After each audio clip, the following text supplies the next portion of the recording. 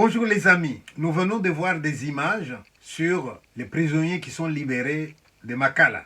Ces images suscitent des réactions dans tous les sens. J'ai reçu moi un message. Pichibanda, vous aviez soutenu l'initiative de M. Moutamba, ministre à la Justice, garde des Sceaux. Regardez maintenant ce qui se passe chez nous. Est-ce que c'est ça que vous aviez voulu? Je vous réponds tout de suite non, c'est pas ça ce que j'avais voulu. Mais avant de vous dire ce que j'avais voulu, laissez-moi d'abord disserter. J'observe les images de la prison. Je vois des gens qui sont en train de pourrir alors qu'ils sont vivants. Je vois des gens qui sont devenus des squelettes vivants, des affamés. Je me dis, est-ce que c'est ça la prison? Est-ce que la prison doit être un mouroir? Est-ce que la prison doit être le couloir de la mort? N'oubliez pas, mes amis, quand on met quelqu'un en prison, il n'est pas condamné à mort. On peut mettre quelqu'un en prison avec l'espoir qu'il va prendre conscience de ses fautes et qu'une fois libéré, il va se réinsérer dans la société. C'est une possibilité. À ce moment-là, on exige que la prison soit un endroit un peu pédagogique où la personne qui va s'y trouver a l'occasion de réfléchir, d'apprendre, d'étudier et même d'exercer un métier. À ce moment-là, quand il sort, il a été préparé à l'insertion sociale. Quand on est en prison, on a droit à la nourriture. Quand on est en prison, on a droit aux soins médicaux. Et quand on est en prison, on a droit à dormir. Mais lorsque vous avez une prison prévue pour 1500 personnes et on y trouve 15 000 personnes, c'est pas une prison ça. Alors à ce moment-là, quand on me dit on a fait sortir les gens de la prison, j'ai envie de dire on a fait sortir les gens d'une mouroir. C'est pas une prison ça. Est-ce que je veux dire par là qu'on a eu raison de les faire sortir? Ça c'est une autre question. Mais au moins, c'est pas là-dedans qu'il fallait mettre des gens. Alors, qui décide de mettre les gens en prison? Les magistrats, les juges? Eh bien, parmi eux, il y a des gens qui travaillent avec conscience, des gens qui protègent la société. À ces gens-là, je vous soutiens, je suis de cœur avec vous. Mais comme il y a des brebis galeuses partout, vous avez aussi des gens qui mettent les gens en prison sans raison valable. C'est ainsi qu'on verra en prison des gens qui vous disent avoir déjà fait 1 an, 2 ans, 3 ans, alors qu'il n'a pas été jugé, qu'il n'a pas été condamné. Quelqu'un qui a commis une faute, qui va valoir peut-être, je ne sais pas moi, 6 mois de prison, mais lui, il a déjà fait 2 ans là-dedans. Et quand il sort, qui se pose la question du dédommagement? Personne. Donc, disons que de part et d'autre, il y a des choses à revoir. Vous avez des magistrats consciencieux, des magistrats qui n'agissent que dans le respect de la loi. Ceux-là, je suis de cœur avec eux. Mais ils sont combien sur 100? Quel est le pourcentage? Est-ce que vous en avez qui font des arrestations arbitraires? Combien sont-ils? C'est une question que je pose. Alors, quoi qu'il en soit, je reviens à ce qui se passe aujourd'hui. Les magistrats ont raison de me dire à moi, Pichibanda, regarde toi-même les images. On fait sortir des gens. Et quand on regarde ces gens-là, mais ils ont fait des crimes de toutes sortes. Vous en avez ceux qui ont volé, tout simplement. Vous en avez qui sont allés voler à main armée. Vous en avez qui ont assassiné. Vous avez des gens qui ont violé. Vous avez des gens qui ont détourné de l'argent. Et vous avez des gens qui ont agressé des gens. Tous ces gens-là sont dedans, avec des peines diverses. Et alors, le moment venu, on les fait sortir comme nous voyons là. C'est pas ça. Alors là, j'ai envie de dire quelque chose au ministre à la Justice. Votre idée n'est pas mauvaise. Dire je vais désengorger les prisons. Mais quelles sont les alternatives? Dans d'autres pays, on aurait mis ces gens-là dans une situation où on aurait donné un bracelet, mais nous ne l'avons pas chez nous et nous n'avons même pas un service qui aurait fait le suivi. Je suis d'accord avec vous.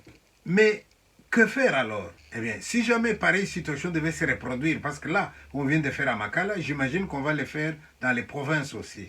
Monsieur le ministre à la Justice, je vous donne un conseil. Il faut y aller avec une équipe, et encore, une équipe interdisciplinaire. Si vous y allez avec une équipe interdisciplinaire, la première chose, ça sera d'abord de classifier ces gens-là. Qui ont fait des fautes légères, vous mettez de côté. Qui ont déjà fait l'écart de leur peine, vous mettez de côté. Qui sont tellement mauvais qu'ils ne peuvent pas s'amender, vous mettez de côté. Qui sont malades, qui risquent de mourir, séparez tous ces gens-là. Et une fois qu'on a séparé, c'est poser la question, mais on va désengorger. Allons-y progressivement. Si dans notre pays, chacun d'entre nous avait une adresse précise, on aurait pu dire, on vous libère, mais vous restez chez vous à la maison. De temps en temps, on enverra la police contrôler. Et ça, c'est pas possible chez nous. je pense qu'une autre alternative, ça serait par exemple de dire tous les prisonniers qui ont l'âge de... Après avoir trié, dans chaque catégorie, je regarde qui a moins de 20 ans. Et tous ceux qui ont moins de 20 ans, j'ai dit, les parents, venez chercher vos enfants et vous fixez le jour. J'aurais appelé les psychologues et les pédagogues. J'aurais fait des séances de sensibilisation, pour ne pas dire de formation. Dire à ces gens-là pourquoi ils ont été arrêtés. Dire à ces gens-là la signification du geste qu'on voudrait faire pour les libérer. Dire à ces gens-là ce qu'on espère d'eux. Les inciter à se réinsérer. Ça, c'est une chose. Donc, il y a une certaine sensibilisation, une certaine moralisation, si vous permettez. Et une fois que la moralisation est faite, c'est rassurer, par exemple, qui peuvent être des référents par rapport à ces prisonniers. Est-ce qu'il a moins de 20 ans, ses parents sont en vie? Ok, les parents, vous êtes référents par rapport à vos enfants. Et vous, qui êtes déjà adulte, eh bien, quelles sont les garanties? Qui vous connaît? Qui peut garantir que...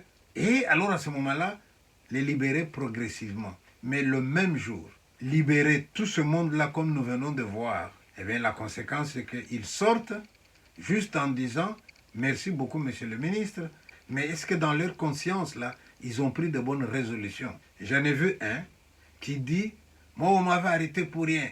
Et il ment en disant qu'on avait trompé à son sujet, parce que tout de suite, il dit « Si je sors, je ne rentrerai plus dans ces choses-là pour lesquelles on avait dit que j'avais fait ». Et vous voyez, il s'est contredit. Mais si c'est dans une séance de préparation, on aurait pu le faire avouer. Non, dites que je ne ferai plus ce que j'avais fait. Et c'est quoi ce que tu avais fait? Il le répète. Mais là, il n'a jamais rien fait. On l'a arrêté pour rien. Mais il promet, je ne me retrouverai plus dans la situation où on a trompé à mon sujet. Alors, maintenant, regardez. Vous en avez un. Il sort de la prison la veille. Et les jours suivants, on l'arrête de nouveau avec une machette. Il est déjà prêt à blesser des gens. Mais ça veut dire qu'il n'a rien compris.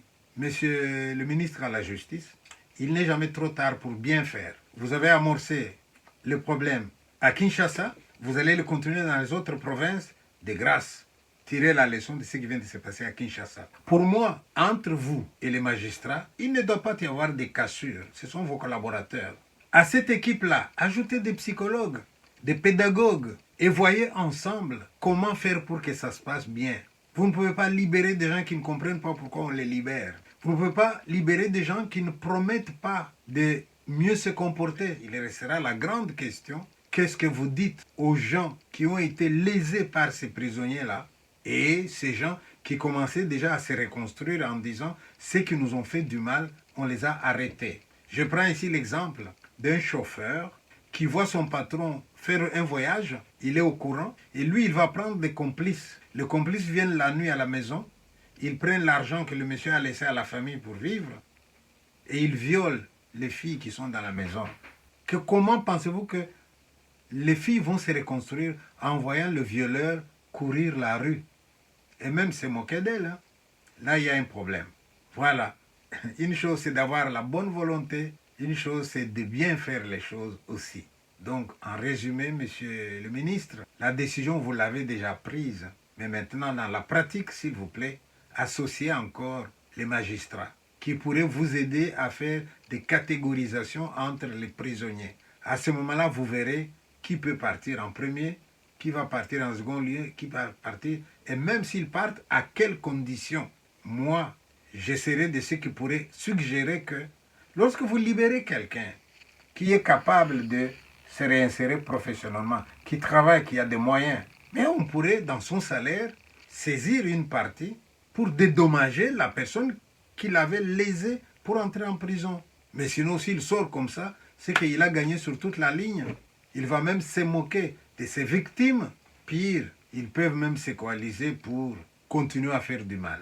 Je vous remercie.